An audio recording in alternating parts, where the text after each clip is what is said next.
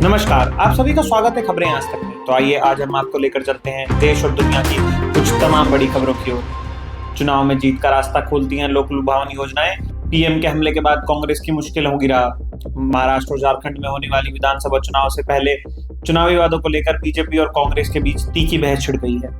कर्नाटक में मुफ्त बस यात्रा योजना की समीक्षा पर कांग्रेस की आलोचना करते हुए भाजपा ने बिना सोचे समझे किए गए वादों पर सवाल उठाए हैं। बागी उम्मीदवार पर बीजेपी कांग्रेस का एक्शन। झारखंड विधानसभा चुनाव में बागी उम्मीदवार सत्ताधारी और विपक्षी गठबंधनों के लिए परेशानी का सबब बन गए हैं। भाजपा और कांग्रेस ने अपने अपनी बागी उम्मीदवारों के खिलाफ कार्रवाई करते हुए उन्हें पार्टी से निष्कासित कर दिया है। धनबाद, विश्रामपुर और छतरपुर जैसी सीटों पर सत्ताधारी गठबंधन के भीतर ही उम्मीदवार आमने सामने हैं, जिससे वोटों के बंटवारे की आशंका। 14 बार सांसद विधायक रहा, अब चुनाव नहीं लड़ूंगा। बारामती में शरद पवार ने खेला इमोशनल कार्ड। शरद पवार ने बारामती में चुनावी राजनीति से रिटायरमेंट का ऐलान कर दिया है। उन्होंने एक सभा में कहा कि 60 साल तक बारामती ने उन्हें विधायक सांसद बनाया, मगर अब वही है चुनाव नहीं लड़ेंगे। शरद पवार ने योगेंद्र पवार को भविष्य का नेता बताकर भतीजे अजीत पवार के लिए बारामती में मुश्किलें खड़ी कर दी हैं। पोल्यूशन को हराने के लिए दिल्ली सरकार का अगला प्लान। 6 दिसंबर तक चलेगी एंटी ओपन बर्निंग अभियान। दिल्ली के पर्यावरण मंत्री गोपाल राय ने विंटर एक्शन प्लान की समीक्षा बैठक की और 6 नवंबर से 1 महीने के लिए एंटी ओपन बर्निंग अभियान की शुरुआत की घोषणा की। प्रदूषण से निपटने के लिए 588 पेट्रोलिंग टीम तैनात की जाएंगी। निर्माण स्थलों का निरीक्षण किया जाएगा और किसानों को पराली जलाने से रोकने के लिए जागरूक किया जाएगा। अमेरिका से MQ-9 रीपर ड्रोन की खरीद पर भारत को क्यों हड़का रहे पाकिस्तानी एक्सपर्ट। भारत की अमेरिका से MQ-9 रीपर ड्रोन की खरीद को लेकर पाकिस्तान की टेंशन बढ़ गई है। पाकिस्तानी सैन्य विशेषज्ञों ने चेतावनी दी है कि ऐसी खरीद उनके भी देश को ड्रोन शक्ति को शक्तिशाली बनाने के लिए प्रेरित कर सकती है। इसके लिए पाकिस्तान को चीन की मदद की जरूरत पड़ेगी। ईरान पर बमबारी की तैयारी में अमेरिका मध्य पूर्व में तैनात किए 6 B-52 बमवर्षक।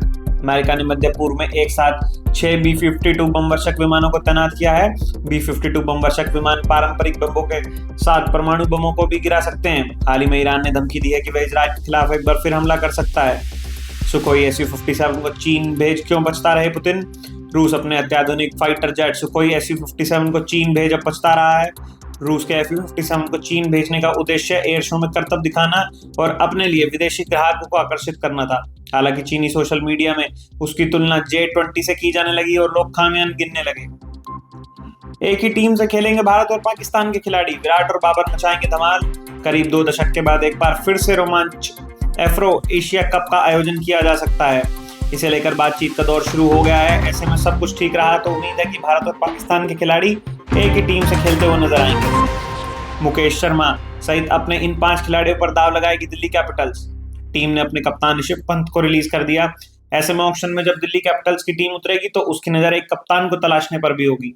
ऐसे में आइए जानते हैं इन 5 खिलाड़ियों के बारे में जिन्हें मेगा ऑक्शन में दिल्ली कैपिटल्स की नजर रहेगी।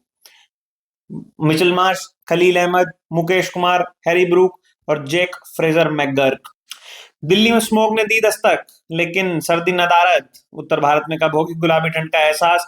दिल्ली NCR में अगले कुछ दिनों तक सुबह के समय धुंध और स्मॉग की चादर छाई रहेगी। मौसम विभाग के अनुसार 9 नवंबर तक तापमान 33 डिग्री सेल्सियस तक रह सकता है। इसके बाद उत्तर भारत के कुछ हिस्सों में ठंड बढ़ने की संभावना है।